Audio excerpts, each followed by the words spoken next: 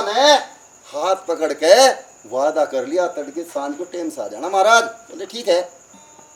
ऐसे ही चलता रहा। अब कर्मा जब भोजन बनाती महाराज तो थाली में जितना लेके जाती सारा खा जाते, छोड़े ही नहीं थे। अपने नाम का पहले ही अलग काट कर रख ले, जितना लेके जा सारा साफ। धन्ना आ गया। बोला बेटी नुको हाँ हाँ पिताजी नुको गुरुजी को भोजन कराया। बोला कराया।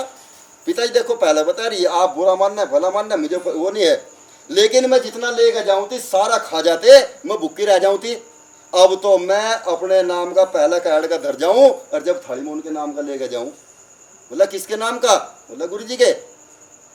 कर्मा 2-4 दिन हो गए, पागल होगी क्या तू? पागल हो गया? कौन भोजन खा? बोला गुरुजी। क्या बात कर रही है?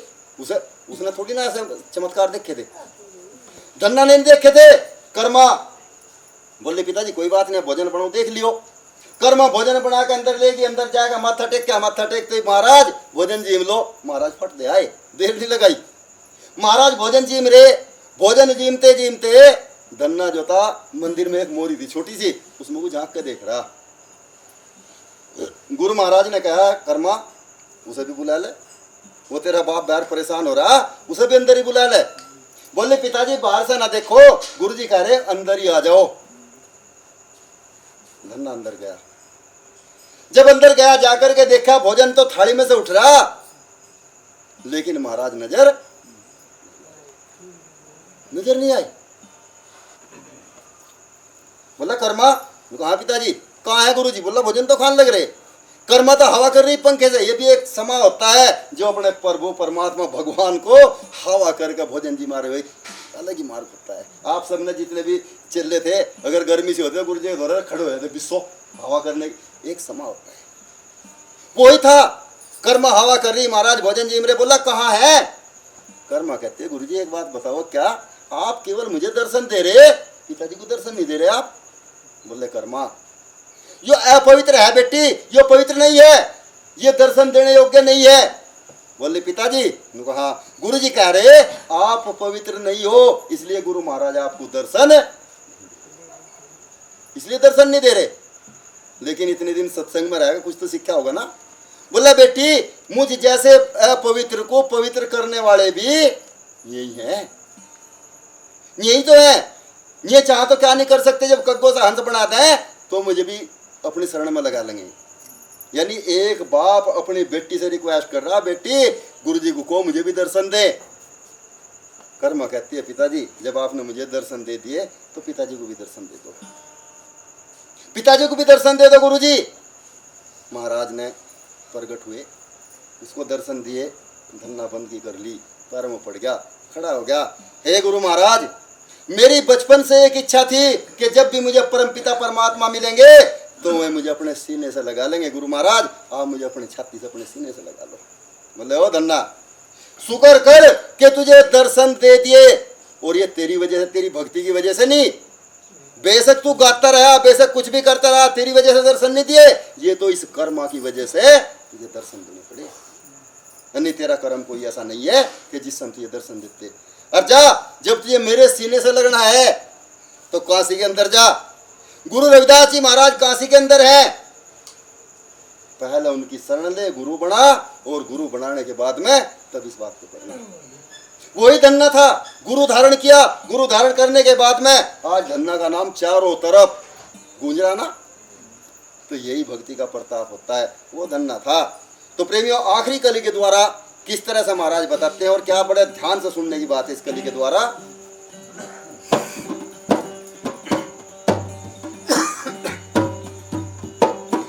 भक्ति हो तो कर्मा जैसी सतगुरु घर आवे लो। भक्ति हो तो कर्मा जैसी सतगुरु घर आवे लो। सोहन लाल लोहा गण सतगुर के गुण गावे लो। सोहन लाल लोहा गण सतगुर के गुण गावे लो। साचो प्रेम गुरु में हो तो, साचो प्रेम गुरु में हो तो, मूरत बोले काट की जिमो मारो सतगुर प्यारो। जिमावे बेटी जाट किया, कर्म बेटी जाट की। थाली भर के लाई रखी चढ़ो ऊपर घी की बाट की। जिमो मारो सतगुर प्यारो, जिमावे बेटी जाट किया, कर्म बेटी जाट की। बोलो साधो भाई। देखो मेरे को गाना वाना तो आता नहीं, लेकिन अपनी तरफ से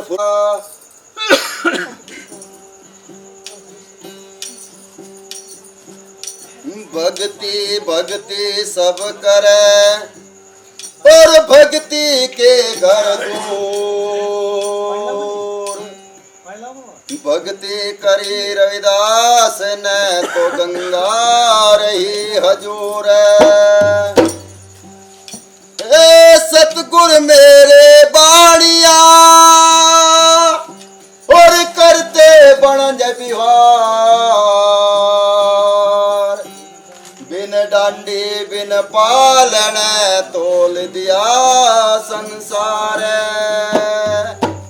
मेरे सतगुरु महाराज ऐसे महाविद्वान, ऐसे दाता, ऐसे दयालु हैं कि जिन्होंने इस पूरे संसार को एक पलड़े में रख करके तोल दिया। और ऐसे सतगुरु महाराज से हम केवल एक ही दुआ करें। ये मैं हर सत्संगी के लिए कहना चाहिए, सत्संगी या बिना सत्संगी हो, ये हर एक के लिए है।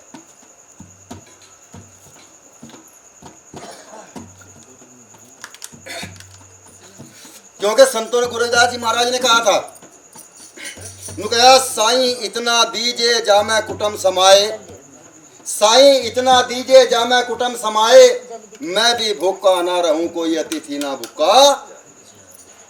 इतना दे मालिक कि मैं भी भूखा ना रहूं और मेरे द्वार से कोई अतिथि भूखा ना। मत देना, भिक्षा मत देना एक बार किसी को, लेकिन उसको अपने घर पर बैठा करके भोजन जरूर दिला देना, भोजन करवा देना, अच्छा होता है, फल मिलता है। और मैं ये क्यों कह रहा आपको, भोजन और भजन सतगुरु महाराज ने दो चीज बताई, भोजन और क्या भजन। अभी इसका मैं आपको एक महत्व बताता हूँ। महत्व क्या है, क्योंकि बताते तो सभी हैं महात्मा, लेकिन असली चीज नहीं बताते, जिस चीज को बताना चाहिए संगत को, समाज को। भोजन और भजन का महत्व कितना होता है। एक व्यक्ति सतगुरु महाराज उपदेश कर रहे, भाई जितनी सेवा करोगे वो आपके साथ जाएगी। सेवा करनी चाहिए, भूखों को भोजन देना चाहिए, नंगों को कपड़ा देना चाहिए। महात्मा जी भी कह रहे थे भी करना चाहिए काम। अब सतगुरु महाराज उपदेश कर रहे, एक 10-11 साल का बच्चा भोजन जीम रहा, वहां 10-11 साल का सत्संग सुन रहा। सत्संग सुनते सुनते उसने विचार किया,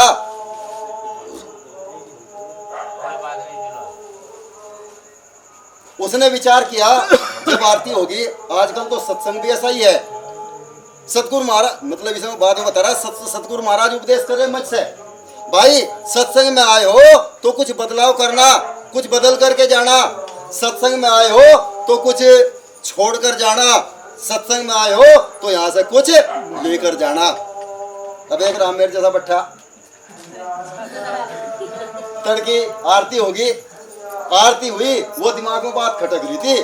बोला गुरुजी कह रहे कि कुछ छोड़ के जाना, कुछ लेकर जाना, कुछ बदल कर जाना। समझ में नहीं आया क्या बदलूं, जो करिए चप्पल निकल रही ना गेट पे। बोला सर अपने पुरानी छोड़ दो, नवी पहन लो। बदल दी ना, पुरानी छोड़ दी, नवी पहन ली, बदल दी। इसको बदलना नहीं कहा था, उन्होंने कहा था बुरे कर्मों को छोड़ दो, सत्कर्म यहाँ से आए हो तो इनको लेकर के जाना। यहाँ तो चप्पल वाला मैटर ज्यादा है। सत्संग में कहीं चले जाओ, कम से कम 20 आदमी चप्पल ढूंढते फिरे, 20 ढूंढे फिरे चप्पल, हर सत्संग में चले जाओ कहीं भी। तो वो लड़का 10-11 साल का लड़का, उसने विचार किया मैं सेवा कैसे करूं, मेरे पास में पैसा नहीं, मैं कोई दिहाड़ी नहीं करता, मजदूरी नहीं करता, पढ़ता था स्कूल के अंदर। उस बच्चे ने क्या काम किया कि गांव से बाहर एक रास्ता था, ध्यान से सुन लेना, जब वो चल रख दे से, उस रास्ते से एक काम कर लिया। एक पेड़ था पीपल का या बड़ का, उसके नीचे वो दो तीन मटके, समझते होंगे ना मटके, घड़े, वो लेकर के आया, उनको वहां रख करके पानी से भर लिए, और जो भी वहां को कोई राहगीर निकलता उसका आवाज लगाता, पानी पिलाता। अगर कोई आ गया तो ठीक, पानी पिला दिया, नहीं तो किताब खोल ली और अपना पढ़ने लगा। करता रहा, 5, 7, 10, 15 दिन ऐसे ही बीत गए। अब वहां को 3-4 आदमी करीब करीब रोज सी जाते, एक आध दिन बीच में छूट भी जाता। जब उसने उनको देखा, कई दिन से देखता रहा, उसने उनसे सवाल किया, भाई दोस्त, उनको देखो तुम यहाँ के तो हो नहीं, और भाई अगर किशनपुर काम पड़ा, यहाँ के भी नहीं हो तुम, क्योंकि इनके तो कामों को मैं सबको जानू। तुम कहाँ के हो और कहाँ से आते हो, क्या करने के लिए आते हो? उनमें से एक ने जवाब दिया, भाई ये सच्चाई है कि हम यहाँ के नहीं है, हम बहुत दूर से आते हैं। बोला हो कौन तुम? बोला हम है यमदूत। समझते होंगे ना यमदूत का नाम? यमदूत हैं। जब भी इस गांव के अंदर, अगले गांव के अंदर या कहीं भी कोई व्यक्ति मरने वाला होता है, हम उसके प्राण लेने के लिए धरती पर आते हैं। अच्छा नुको, हाँ। बोला भाई एक बात बताओ, क्या? बोला तुम्हें पता कैसे चले? तुम्हें पता कैसे चले? क्या नाम था? गेंदाराम जी हैं? नुको भाई आज वही मरेगा बराबर में, तो आनंद का बापू भी इस तो जाए उम्र को रहा, उसके तो नहीं लेके जाते, समझो उसी के लेके जा। तुम्हें पता कैसे चले? थारे पास में कोई फाइल, कोई कंप्यूटर कुछ है? बोला हाँ सब चीज है। बोले यार एक काम करियो, क्या होता हमारे तो दोस्त हो गए ना। हाँ। बोला तुम मेरा पर्चा फाइल देख खाइयो, मेरी मौत कैसा होगी हैं? बोला तेरी मौत कैसे होगी? हाँ। बोला भाई देख, ये नियम के विरुद्ध है, हम इस बात को नहीं बता सकते ये किसकी मौत, हमारा काम है अचानक आना। बोला हम तो दोस्त हैं यार, एक आधे को बता देख रहे क्या हो गया? बोला चल देख होंगे, एक आधे तो कोई फर्क नहीं पड़ता, बाड़े की तो है। मैं गए, जाकर के जब उसकी फाइल काटी, चारों के चारों रोने लगे, क्योंकि वो उनका दिल जीत चुका था, उनका पक्का दोस्त मित्र बन चुका था, सखा बन चुका था। और अच्छे आदमी को तो यमराज भी रोता है। चारों रोए, लेकिन एक कुछ ज्यादा ही जोर से रो रहा था। खैर कोई बात नहीं, वहां से आए, आने के बाद में वहां को निकले जा रहे थे, आ जाओ भाई दोस्त, पूछा देखा मेरे बारे में? बोला देखा। बोला क्या देखा? कि इनको तेरी जो मौत होगी, जिस दिन तेरी शादी होगी, तेरी दुल्हन घर में होगी, रात के 12 ठीक 12 बजे तुझे सरफ डसेगा और तेरी। अब जो उनमें चौथा था वो रोने लगा, जोर कर रोने लगा। बोला भाई दुख तो हमें भी है, पर तू क्यों रो रहा है इतना, तू बता अपनी रोने की। बोला रहा मैं इसलिए रो रहा, तुमने तो पढ़ लिया इसमें और इसकी सरफ के डसने से मौत होगी, लेकिन तुमने युवा आगे नहीं पढ़ा कि उस दिन सरफ बढ़ने का नंबर मेरा है, और मुझे अपने इस दोस्त को डसना पड़ेगा, मैं इसलिए रो रहा। देखा हूं ना, वो तो सच्चाई कह रहा, उस दिन सरफ बढ़ने का नंबर मेरा है। बोला भाई, वो बोला भाई एक बात बताओ, इससे कुछ बचने का भी जुगाड़ है? बोला बच तो सके। बोला कैसे? बोला या तो शादी ना करवाइए, भाई मौत तो शादी से है ना, शादी मत करवाना, दुल्हन घर में आवेगी तो तेरी मौत है, नहीं तो तू जियो जाएगा। लेकिन जिस माँ बाप का एक अकेला लड़का हो, क्या ऐसा रह सकता है? रहने देंगे? गांव वालों ने, रिश्तेदारों ने सब इकट्ठे कर लिए, भाई लड़के के समझाओ इसकी शादी। खैर मान गया, 20-25 साल की उम्र हो चुकी थी, मान गया। मानने के बाद में बारात गई, दुल्हन आई, मेहमान घर पर टिके हुए थे, दुल्हन ऊपर है, लड़का बड़ी सेवा कर रहा है मेहमानों की, किसी को दूध ही बिछा रहा, किसी को चद्दर दे रहा, किसी को मतलब पानी दे रहा, किसी को रोटी खुआ रहा, सेवा कर रहा। कुल मिला के 11 बज गए। जब 11 बज गए सब सो गए, मन किया अब ऊपर चलता। जैसे ही ऊपर चला, 3-4 पैड़ी चढ़ा, वो भाई साहब तो पड़ा था। बोला क्या भाई? ठीक है यार तू काट 10 मुझे और निकल। बोला नहीं अभी तो भाई आधा घंटा है, 1 घंटा भी हमारे पास में है, जा तू दुल्हन से बात कर। बोले भाई इस 1 घंटे के ऊपर ही क्या बात करूं? अब वो बात कर ही रहे थे, दुल्हन ने देखा तेरा पति बात किससे कर रहा, इसके पास में तो कोई है भी नहीं। लेकिन जब 1-2 बार मौत का नाम आया तो वो समझ गई कि तेरे पति मौत से बात कर रहा है। दुख तो हुआ होगा। अफसोस तो हुआ होगा कि मैं अब दुल्हन बन के आई और अभी मेरा पति मर गया। बैठ गई। बोला भाई जब हमारे पास में, वही बोला जिसको सांप को डसना था, वो लड़का बोला भाई जब 1 घंटा है ही है तो हम क्यों ना इसे 1 घंटे में भजन करें, महाराज का सत्संग करें। जी तेरी। दोनों भजन करने लगे, सत्संग करने लगे, करते रहे। उधर 12 बजने में 5 मिनट बाकी थी। जैसे ही 5 मिनट बाकी थी, उसी पड़ोस के अंदर, गांव के अंदर एक लड़की को बच्चा पैदा होने वाला था। उस लड़की को बच्चा पैदा हुआ, बहुत गरीब घर था, खाने के लिए कुछ नहीं था। लड़की ने जैसे ही बच्चे को जन्म दिया, जन्म देने के 10 मिनट बाद बोली पिताजी मुझे भोजन चाहिए। मेरे अंदर शक्ति नहीं रही, मेरे अंदर जीने की क्षमता नहीं रही, मैं कमजोर हो चुकी। अगर मुझे भोजन न मिला तो जिस बच्चे को मैंने जन्म दिया अब मैं इसी को खा लूंगी। बाप कहां से भोजन लाए? रात के 12 बज रहे, कहां से लाए? लेकिन फिर भी भाग लिया। एक चोपले के पास चौराहे पे गया, जाकर के आवाज लगाई भाई किसी के पास में भोजन हो तो मेरी बेटी को बच्चा हुआ, भोजन दे दो। दुल्हन के कान में आवाज पड़ी, ओ ये तो कोई भोजन मांग रहा। अब जो थाल भोजन का लगा करके दुल्हन ने रखा था, पति आएगा तो दोनों खाएंगे, लेकिन पति की तो 12 बजे मौत है और उसको मरना निश्चित है, तो ये थाल किस काम का? ये थाल किसी काम का नहीं है। लड़की ने भोजन उठाया, थाल उठाया और जाकर के उसको देने के बाद वो लेकर के बड़ा खुश हुआ। हल्की झपक पड़ी, अंधेरा था, लेकिन भोजन लेकर के गया। उधर लड़की उस बच्चे को हाथ में लेकर के खाने के नाम का बैठी, आवाज लगाई बेटी मैं भोजन लिया है। लड़की ने बच्चे को एक तरफ लिटाया, भोजन किया। भोजन करने के बाद उसमें ताकत आई। पिताजी आप ये बताओ ये भोजन किसके घर से लेकर के आए, किसने ये भोजन दिया? बड़ा स्वादिष्ट भोजन था। बोले बेटी मुझे नहीं पता किसने दिया, लेकिन जिसने मुझे औरत ने ये भोजन दिया शायद वो दुल्हन है, क्योंकि दुल्हन का लिबास ही अलग होता है।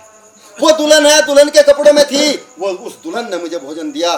पिताजी मेरी आत्मा खुश हुई, मेरी जान बच गई, मेरे बच्चे की जान बच गई। मैं उसको नाभि से आशीर्वाद देना चाहती हूँ, दिल से आशीर्वाद देना चाहती हूँ। उसने कहा सदा सुहागन रहे। 12 बज चुके थे, सर्प ने डंक मारा, नहीं मरा। दूसरी दफे डंक मारा, नहीं मरा। बोला भाई जल्दी कर, 12 बज गए, काट। बोला रे मैं तेरे को 3-4 दफे डस चुका, लेकिन पता नहीं कारण क्या है। आज तक मेरी जिंदगी में कभी ऐसा नहीं हुआ कि मेरे पहली बार डसते ही और आदमी मर जाता है, लेकिन तुझे 4 दफे डस चुका मैं। बोला चल डस एक बार और काम करा, नहीं मरा। बोला भाई 10 मिनट रुक। सतगुरु महाराज के पास गया, सतगुरु महाराज का जाकर कुआड़ खटखटाया। 12 बज रहे, महाराज कुआड़ खोल लो, कुआड़ खोल ले। क्या बात है? क्योंकि कहा ना सतगुरु महाराज कहते थे काल हमारा कुकड़ा, यम हमारे गुलाम, और हम चल रहे हैं सतगुरु के तो किसे करे। काल क्या बिगाड़ेगा उसका? नहीं बिगाड़ सकता। बोले सतगुरु महाराज एक बात बताओ, आज तक जिंदगी में जब से मैं इस काम में लगा हुआ हूं, एक बार व्यक्ति को डसा और वो खत्म हो गया, लेकिन उस बंदे को मैं 4-5 दफे डस चुका, वो नहीं मर रहा। कारण क्या है गुरु महाराज? बोले भाई एक तो सबसे बड़ा कारण यह है कि तेरे साथ में उसने सत्संग किया,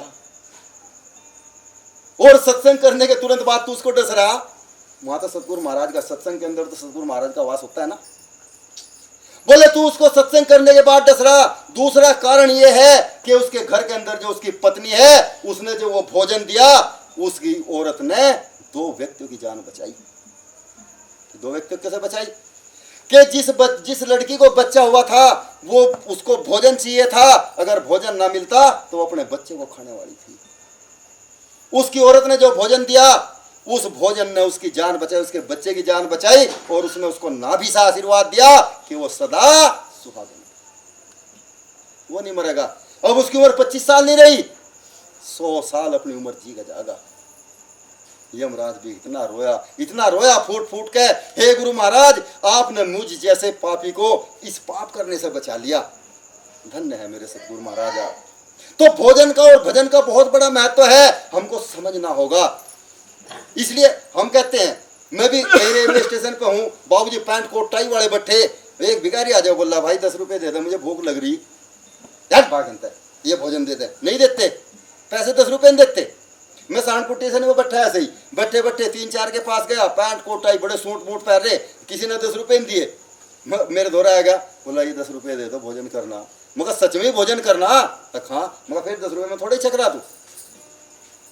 वो खड़ा था वहीं ठेली सी वाला खड़े रहे, देखो वहां से भाई इसे भोजन छका करवा। उस बंदे ने 60 रुपए का भोजन किया, मैंने 60 रुपए दे दिया, बैठ गया। बोले महाराज तेरे तो बड़ा पागल कौन है? मगर क्यों? बोला आप ये 10 रुपए मांग रहे थे, 10 दे देते तो थारा क्या बिगड़ जाता? बस 10 रुपए लेकर पी लेता दारू। मतलब इसका तो काम है ना। मुझे शांति है कि मैंने इसे भोजन जिमा दिया, बेशक मेरे 60 चले गए परवाह नहीं है, मेरा अग्गा भोजन इसके पेट के अंदर गया। मत तो किसी को पैसे देने की आवश्यकता नहीं है, लेकिन इसे भोजन दे दो, यही सबसे बड़ा पुण्य का काम है। इसलिए भोजन का और भजन का बहुत बड़ा मनुष्य के जीवन में महत्व है, हमें समझना चाहिए। तो प्रेमियों, किस तरह से भजन के द्वारा बताया और कैसे कैसे दया करने के लिए कहा, क्या बताया?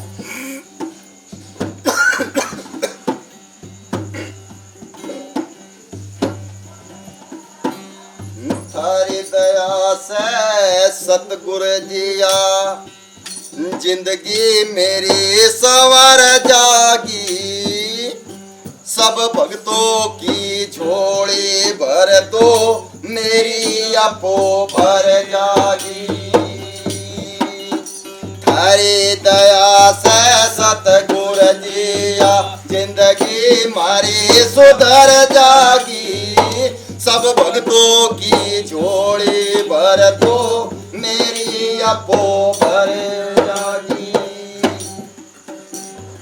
और के मांगू किस तरिया मांगू, ना मंगण का ब्योरा, के मांगू किस तरिया मांगू, ना मंगण का ब्योरा।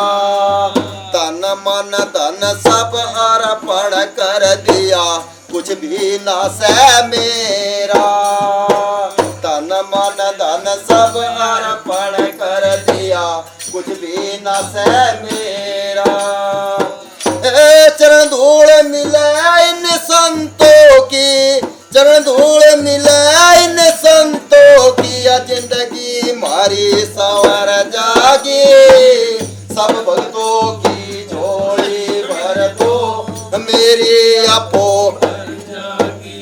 हरी दया से सतगुरु जिया, जिंदगी मारी सवर जागी, सब भक्तों की झोली भर दो, मेरी अपो भर जागी। तू निर्मोही निर्छल सतगुरु, मुझ पे अपनी मेहर करो, दीन बंधु कृपाल दयालु, अब ना ज्यादा देर करो। तू निर्मोही निर्छल सतगुरु, मुझ पे अपनी मेहर करो, दीन बंधु कृपाल दयालु, अब ना ज्यादा देर करो।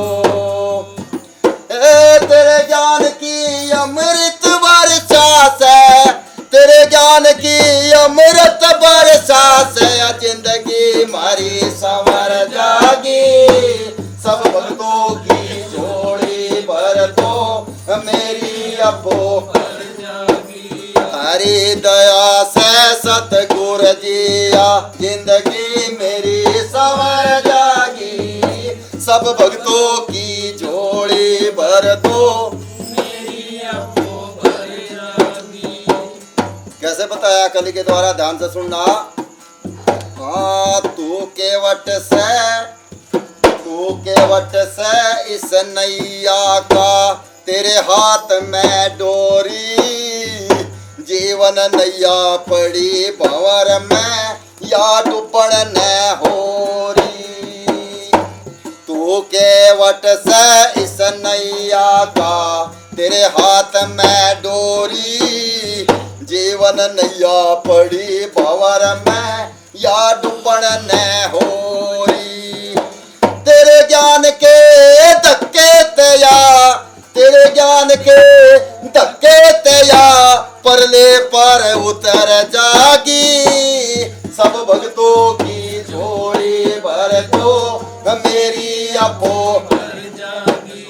तेरी दया से सतगुरु जिया जिंदगी मेरी सवर जागी, सब भक्तों की झोली भर दो मेरी अपो भर जागी। आखिरी कली के द्वारा जरा ध्यान से सुन लेना किस तरह से एक एक बोल बड़ा कीमती कवि ने कह दिया। एक एक बोल समझने के लिए है, बहुत से कह दिया ना, बोले हम तो गृहस्थी हैं, हम क्या कर सकें, लेकिन उनके लिए बताया। और कैसे बताया? पुरुषार्थ के काम करूं रहूं गृहस्थ मैं सदा सुखी, सब भक्तों के नित मन दिवाली कोई भी ना रहे दुखी। पुरुषार्थ के काम करूं रहूं गृहस्थ मैं सदा सुखी, सब भक्तों के नित मन दिवाली कोई भी ना रहे दुखी। साधु संगत के करने से, साधु संगत के करने से या जिंदगी मेरी सवर जागी, सब भक्तों की झोली भर दो मेरी अपो भर जागी। तेरी दया से सतगुरु जिया जिंदगी मेरी सवर जागी, सब भक्तों की झोली भर दो मेरी अपो भर जागी। बोलिए परम संत शिरोमणि सतगुरु रविदास महाराज की।